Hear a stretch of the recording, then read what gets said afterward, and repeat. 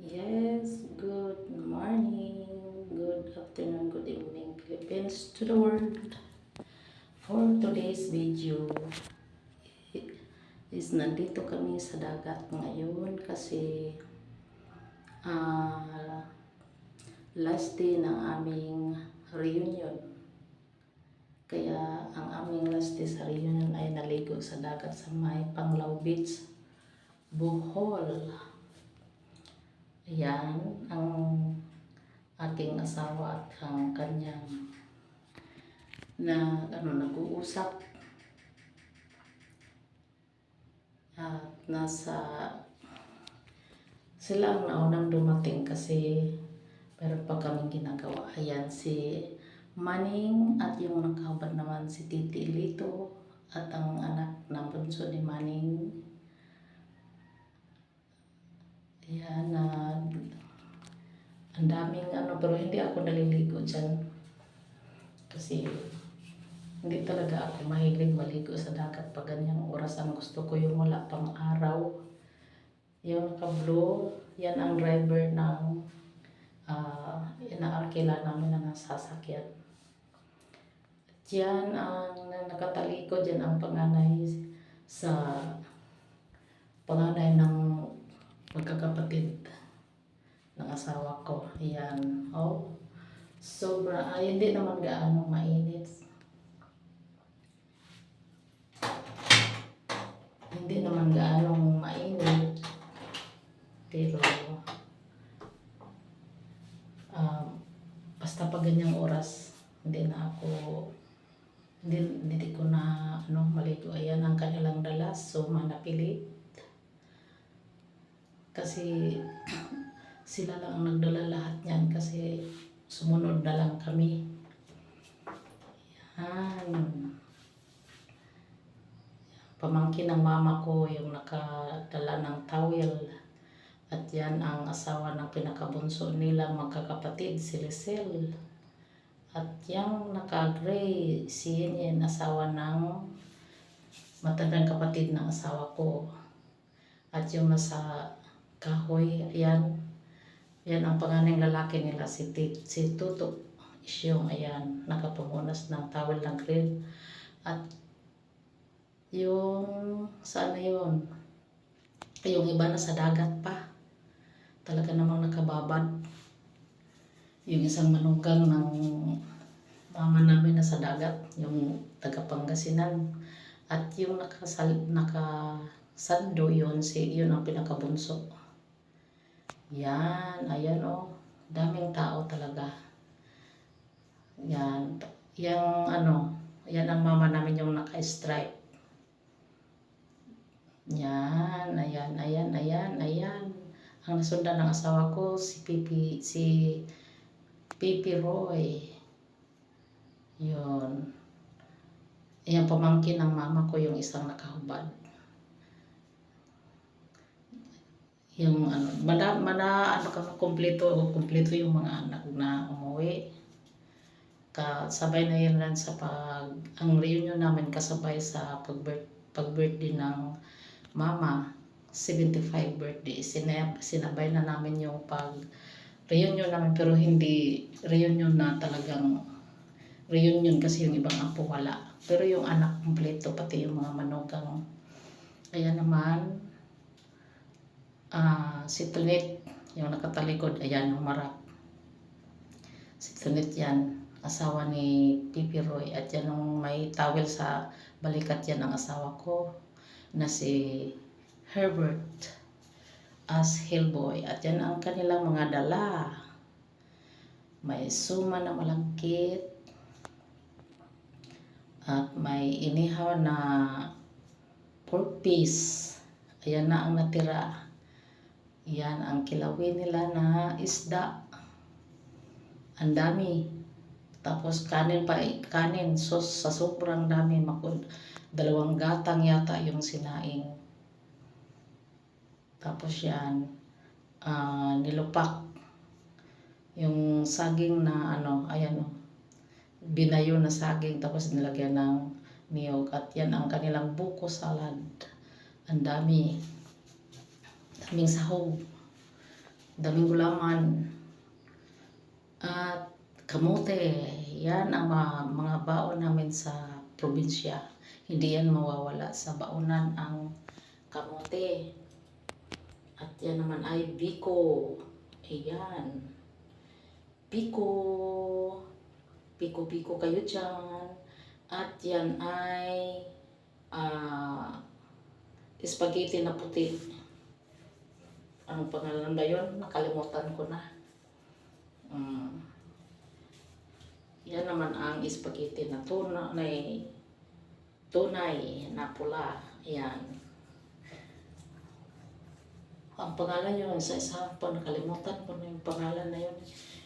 At yan pa naman na, yan, ang lalaki na sliced bread. 50 pesos lang yan. Ayan o.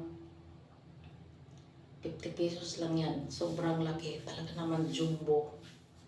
Yan. Tapos meron pang Hi Dailecel. Ayan ang asawa ng pinakabunso nila, magkakapatid. Taga Sambuanga yan. Si Lisel.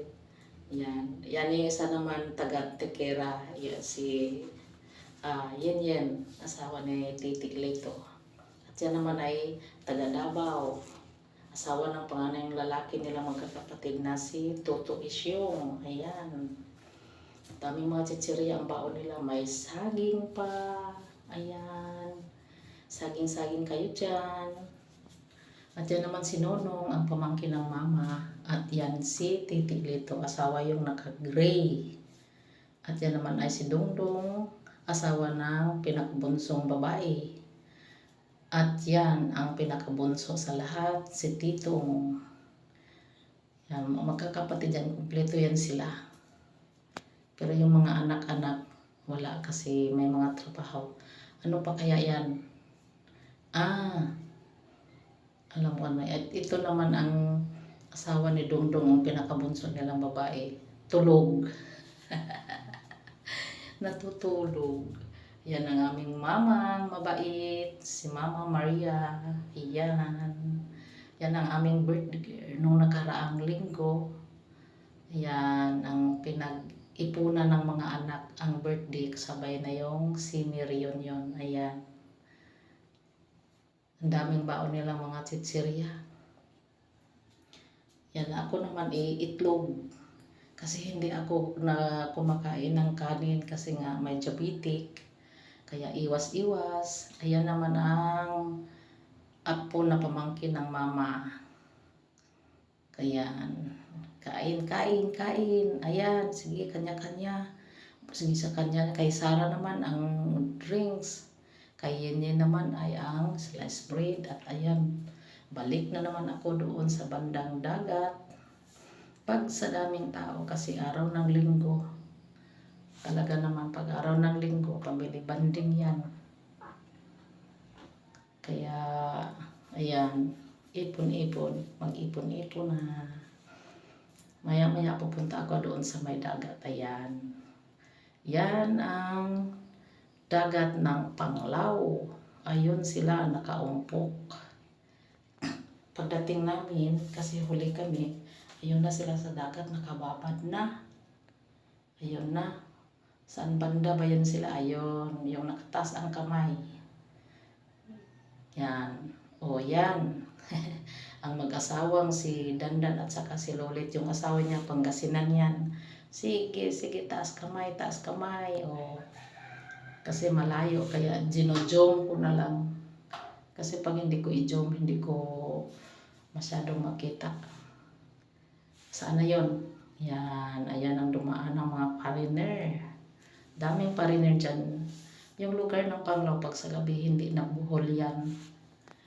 Hindi na matatawag na buhol yan pag sa gabi ang Panglao, kasi ang lahat nandyan, marami ng mga taga-ibang lahi. Korea, foreign mga, ayan, hi, sexy. Siguro mag-asawa yan dumaan sa aking harapan ng kamera. Yan. Hindi naman masyadong mainit. Makulimlim lang, pero ano na kasi yan sa oras na yan. Mga alas 11 na. 11 ng tanghali, kaya ayoko na maligo ng ganyan. Gusto ko yung wala pang araw. Yan. Bakit biglang dumilim ang aking kamera? Yan. Kain na naman tayo dyan. Yan. Masaya pag ano. Oh, pinakita ko na naman ang aking kakaining egg. Masaya pag kumpleto yung mga anak. No, masayang masaya si mama dyan. Itlog kayo dyan. Yan. Ayan. Asawa ng pamangkin ko. Sabi kasi ng asawa ko, nandyan kaya hinabol ko. Si Robert. Hinahabol-habol ko pa para napansin niya ako yung pinahabol ng asawa ko. Yun pala, magkatabi lang kami ng lamesa. Kararating lang nila. Kaya hinabol ko kasi hindi ko alam kung saan sila, yung pala magkatabi lang. Ayan, ang aking pamangkin, anak ng kapatid ko. Magkatabi lang pala kami. Ayan, dyan ang lamesa namin. Tapos yung lamesa nila, nasa harapan lang pala namin. Nagkadikit lang kami. Pero kararating lang nila, kaya hindi ko nakita kaagad yung asawa ko, nakakakita. At ito namang puno na to, napansin ko, akala ko kiyat-kiyat. Ayan o. Akala ko kiyat-kiyat. Yan pala'y hindi. Hindi ko alam kung anong pangalan niya, nasa tabing dagat. Yan. Yan o. Akala ko kiyat-kiyat talaga, yung pala hindi. Yan, ang tatlo. Yung dalawa pala, manugang at ang asawa ko. Yan, iniikot-ikot ko muna ang aking kamera. At habang nag-iikot-ikot ako, shout out kay Jishan Pag-ong TV. Ayan. At kay shout out kay Yuyu Vlog. Yan, habang iniikot-ikot ko ang aking camera. Ayan. At ako nakagamit ng cellphone stick, kaya hindi masyadong malapit. Ayan. At shout out din naman kay Xiong Yu. Yan. Yun. Yan. At masyadong maraming tao. Dami talaga. Pag Saturday, Sunday, maraming tao ang dagat kasi walang mga pasok yung mga bata, walang pasok yung mga opisina, lahat walang pasok, lalo na pag linggo. Ay kaya iyan, araw ng linggo kasi yan, kaya sobrang dami ang tao. Ayan.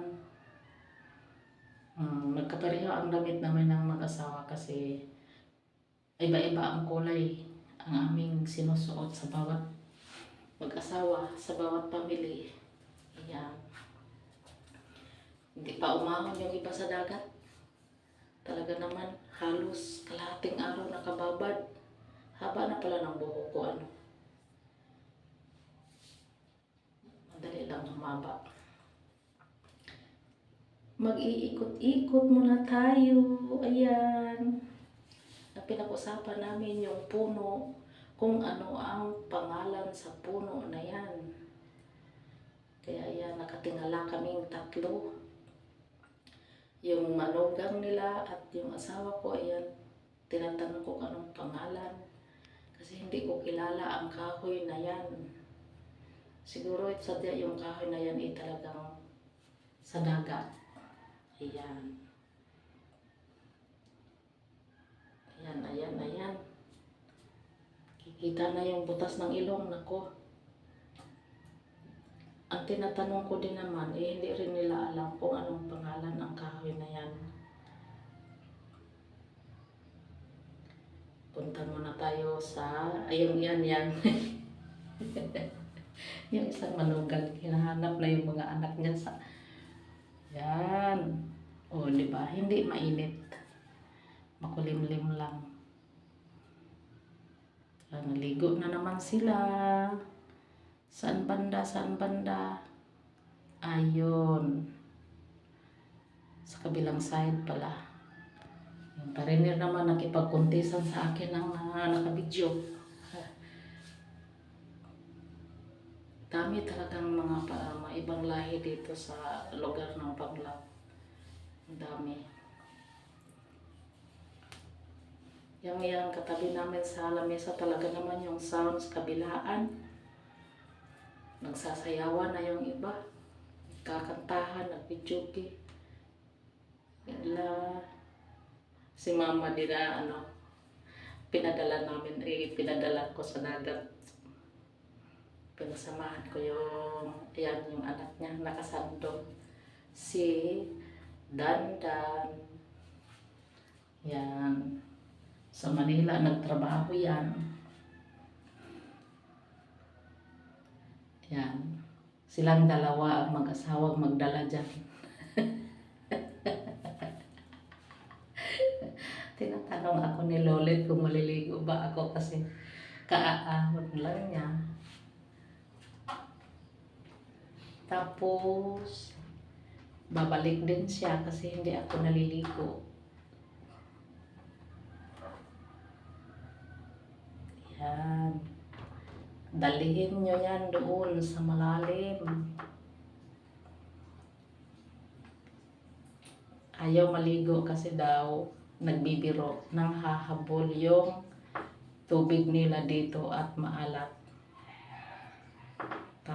Tapos kasi medyo palaki ng palaki yung alon, sabi niya, nanunulak daw.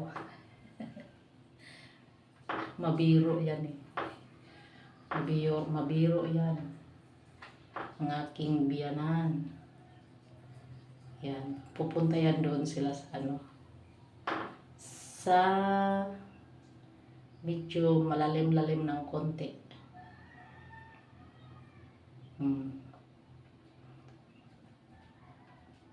Umahon na yung isa. Umahon ng isa yung hindi marunong umitim pag naligo ng dagat. Kung anong kulay hanggang doon. Kahit magbabad dyan. Yan na talaga ang kulay niya. Diyan ay diba malalaki ang alon.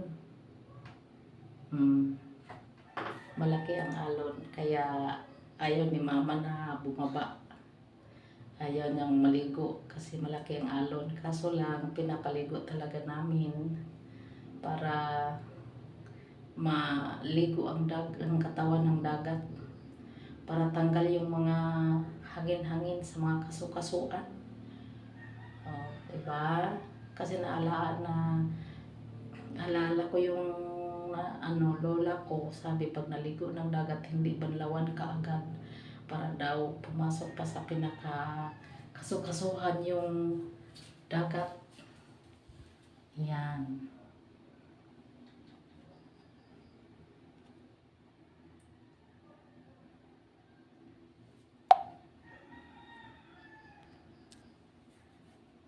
Okay. Ayan na naman.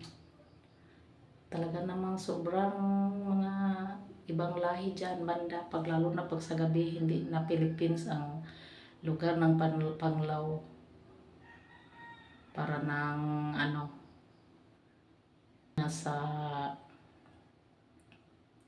parang nasa na. Diba? Ayan Balik na naman ako doon sa ibabaw at yan, pauwi na kami. Yan ang inarkila nila. Puno yan, sitting talaga yan. Yan ang inarkila. Yung nauna sa amin na bus, minibus, ayan. At kami nakasunod, nakamotor, kasi didiretso na yan sila doon sa aming bayan ng Balilihan. Tapos kami uwi na rin kami sa aming mga pinagtrabahoan. Ayan, at kung bago lang kayo sa aking YouTube channel, paki-like, share, comment, and subscribe, at pindutin ang notification bell para updated ko kayo sa lahat ng aking mga bagong upload.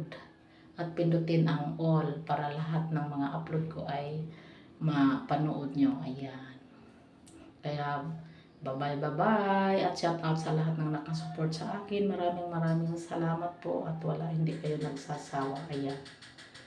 Yan ang aming motor. Ay yung motor na sinasakyan pala namin ay hindi yan sa amin kasi yung sa amin iniwan.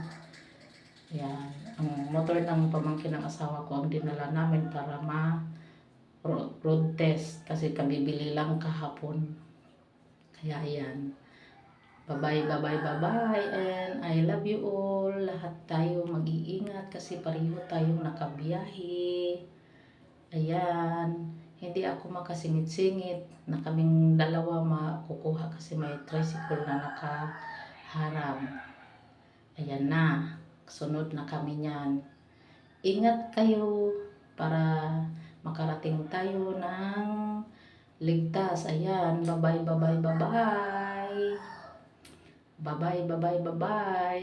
Bye-bye kayo lahat dyan.